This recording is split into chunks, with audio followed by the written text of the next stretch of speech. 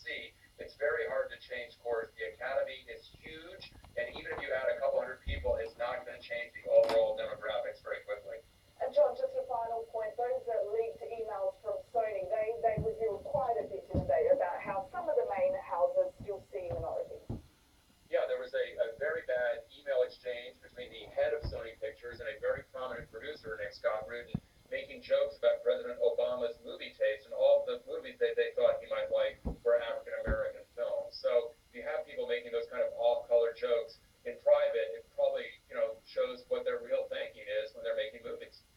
John, great to get your perspective on this. Thanks very much for being there for us. Cheers. My pleasure.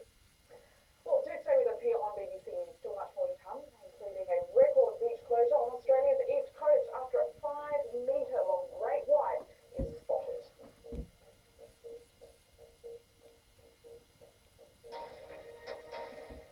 Before that, though, we're going to take a look at what's making headlines in some of the international newspapers, and we'll start with the South China Morning Post. It's leading about a story about a campaign to clean up casinos on the island of Macau, with details about a top-level meeting due to be held between ministers and financial regulators.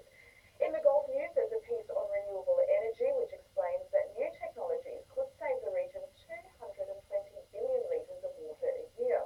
The Sunday Times says the former British Prime Minister Tony Blair could be forced to reveal private earnings in Parliament for the first time.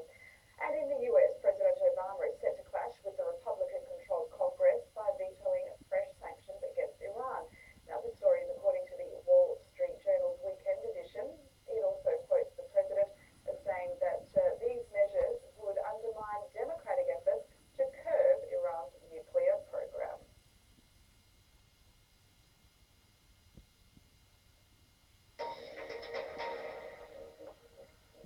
This is BBC News. I'm Daniela Retorto. The latest headlines.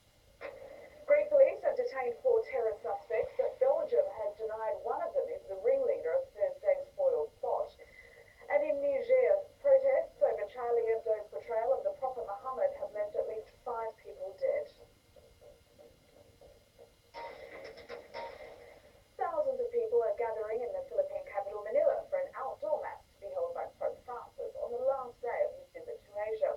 On Saturday, the pontiff held an open-air mass in high winds and torrential rain in the city of Tacloban, which was devastated by Typhoon Haiyan just over a year ago. Well, one woman was killed when a platform blew over after service as a tropical storm approached. Our religious affairs correspondent, Caroline Wyatt, sent this report from Tacloban. No mere storm could stop them. The people of Tacloban